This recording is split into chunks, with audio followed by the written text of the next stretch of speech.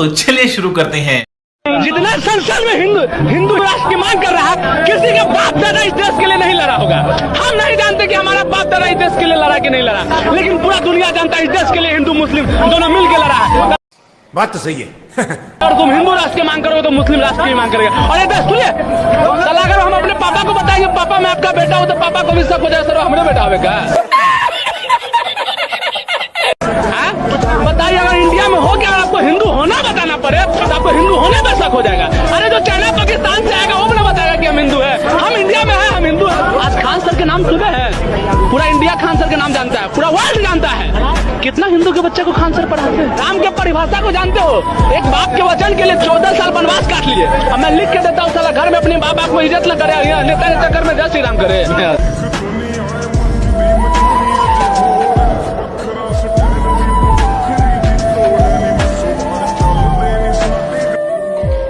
भैया मुसलमानों का विरोध क्या करते हो? क्या दिक्कत है तुम्हें? छाती पे क्यों चढ़े जा रहे हो? छाती पे सामने आते हो तो मैं सिर पे भी चढ़ जाता हूँ, तो छाती पे कैमरे से ही चढ़ रहा है विस्फोरण जी। सुन रहे हो ना, सुन रहे हो? मुसलमानों से माफी मांग लो, अभी भी समय है। नहीं तो अगर मुसलमान भाई तुम्हें सुधारने पे उतरे ना तो तबीयत से सुधार।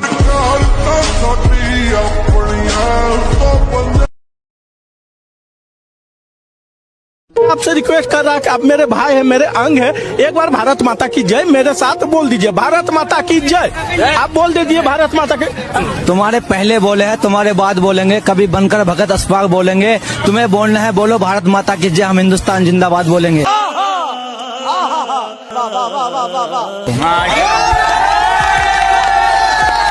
I love my India. इससे ज्यादा क्या साबित है? 5 वक्त की नमाज पढ़ते इसी मिट्टी को चूमते हैं। देखिए, और पाकिस्तान का हमने हालात जानते क्या किया कि उसका सबसे खासम खास यूनाइटेड अरब अमीरात, हम सफर, हम निवाला, हम प्याला, हम ये फंस गया राज, जिसके लिए वो चाहता था कि ये समर्थन देगा धारा 370 पे, उसने मोदी जी को highest civilian award order of Zayed दे दिया। अच्छा, पर सुप्रिया जी भी आप मानती है क्या?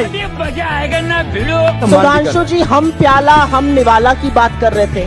काश इसी तकरीर से, काश इसी जज्बे से चीन का नाम आपके प्रधानमंत्री ले पाते। सही पकड़े हैं। असलियत यह है कि 20 जाबाजों की गलवान में शहादत हुई और प्रधानमंत्री ने कहा कोई घुसा हुआ नहीं है। चर्चा होनी चाहिए जब पाकिस्तान के 2 टुकड़े किए इंदिरा गांधी ने सेना के शौर्य और पराक्रम के बल पर। बात तो सही है। सारा विश्व एक तरफ था, आंख में आंख डाल के पाकिस्तान के 2 टुकड़े करके बांग्लादेश को जन्म दिया। आपकी तरह कोई घुसा हुआ नहीं है कहकर चुप नहीं बैठी। ये सब लोग पढ़े लिखे अनपढ़ मुझे, और ये मैं आपके सामने नहीं बोल रहा हूँ, ये मैंने राज्यसभा में भी कहा है, अपने वक्तव्य में भी कहा है। ये पढ़े लिखे अनपढ़ हैं, इनको मालूम नहीं। ये सब लोग खड़े होकर के बोलने लगते हैं अनएम्प्लॉयमेंट, बेरोजगारी, बेरोजगारी। फिर इसके साथ साथ बोलने लगते हैं महंगाई। ये मुद्दे ला करके खड़ा करते हैं। सुधांशु सर, आपसे सवाल है, आपने अभी कहा कि कांग्रेस अपनी अलायंस की वजह से जहां भी जीती है वहां जीती है। सर, ऐसे तो प्रधानमंत्री मोदी भी टीडीपी और जेडीयू की वजह से ही प्रधानमंत्री बन पाए ना इस बार। आपको कोई फॉर्मल ट्रेनिंग तो नहीं ह्यूमन रिसोर्स मैनेजमेंट की? नो, मैंने कॉलेज कुछ देखा नहीं है। प्रधानमंत्री जी की जो डिग्रियां हैं वो फर्जी है। अब आए ना लाइन पे। दूसरा क्या होता है, मेरा फोटोजेनिक है। मैं जब कॉलेज आता है तो यूं मैं ऐसे नहीं पढ़ता, पूरा पेज ऐसे ही, और मैं ऐसे रख देता हूँ। वाह, इसको अभी का अभी आईएएस घोषित कर दो। नाम बोलने की कोई जरूरत नहीं। मैं भाषण दे रहा हूँ, आप नहीं दे रहे हो। मुझे बोलना है जो बोलना है, मुझे नाम लेने की कोई जरूरत नहीं। मुझे जो बोलना है मैं बोलूंगा। सारे नियम इनको लागू नहीं होते हैं। नियम मालूम नहीं है तो ट्यूशन रख ले साहब। सदन इस तरह से नहीं चल सकता है। के लिहाज से कह रहे हैं पवित्र और अपवित्र, उसमें गंदगी और सफाई की बात नहीं कर रहे हैं। वो है कि हिंदू शाकाहारी होते हैं। क्या कोई गारंटी दे सकता है कि हिंदू शाकाहारी होते हैं? इस देश के सरकारी आंकड़े बताते हैं कि देश में 70% लोग मांसाहारी हैं। Oh my God, 70%। और मुसलमान की आबादी कितनी है? 14%। तो ये जो बाकी लोग हैं, क्या ये इनमें हिंदू नहीं है? क्या हिंदुओं में बलि की प्रथा नहीं है? क्या हिंदुओं के त्योहारों पर भैंसे बकरी की बलि नहीं दी जाती, उनका मांस नहीं पकता। क्या मछली नहीं खाई जाती? लेकिन भाटी साहब, पश्चिम बंगाल में भाटी साहब हिंदू मछली नहीं खाते। भाटी साहब, लेकिन आपने इसमें ना एक और एंगल दे दिया, आपने इसमें नया ट्विस्ट दे दिया। मोहब्बत की दुकान में कैसे कैसे सामान है। अच्छा। मोदी तेरी कबर खुदेगी, मर जा मोदी, और फलाने हिटलर की मौत, सर फोड़ दूंगा। और सबसे बड़े सामान के जानते कौन थे? अरमान जो निकले, जो कहते मोदी की बोटी बोटी काट डालूंगा, वो थे इमरान मसूद, वो थे इनकी पार्टी में सपा में 2014 में। अगले दिन राहुल गांधी गए, आइए आइए मेरी पार्टी में आइए, मोहब्बत का सामान बेटा, और लाके अपनी पार्टी में उपाध्यक्ष बना के सांसद बना दिए।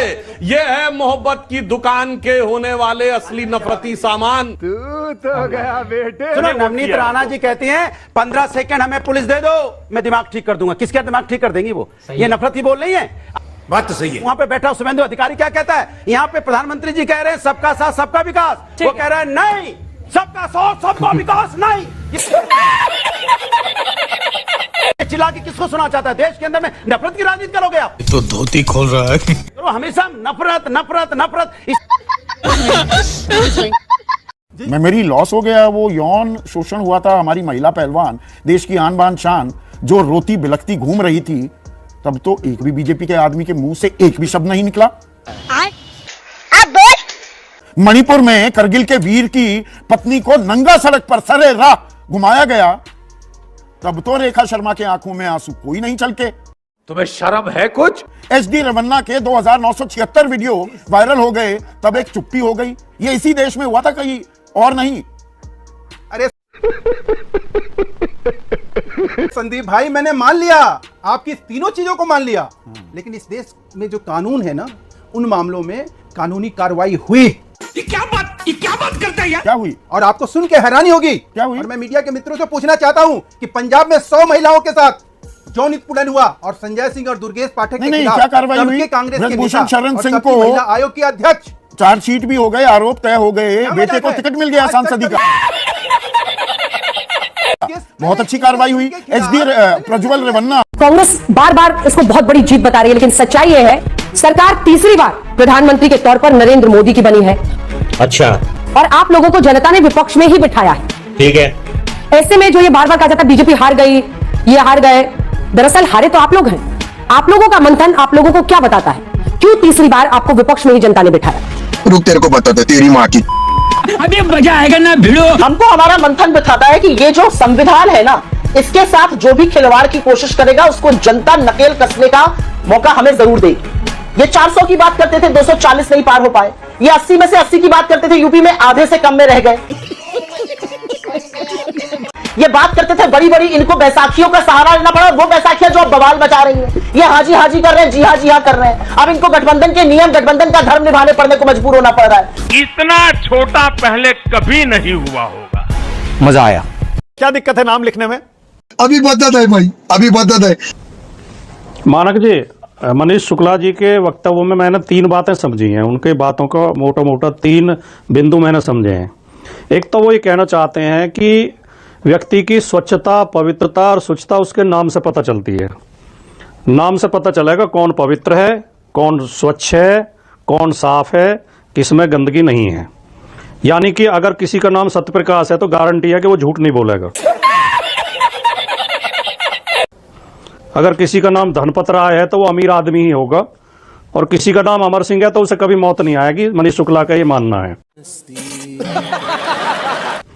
दूसरे, उनका मानना है कि चाहे हमारे सहयोगी कुछ भी कहते रहें, कुछ कहें, विरोध करें, हम तो अपने एजेंडा पे आगे बढ़ेंगे। उन्होंने ये भी इशारा कर दिया। जब आपने कहा कि जेडीयू विरोध कर रहा है, आरएलडी विरोध कर रही है, एलजेपी विरोध कर रही है, वो कह रहे हैं वो कुछ भी कहते रहें, उनकी विचारधारा अपनी, हमारी अलग विचारधारा है।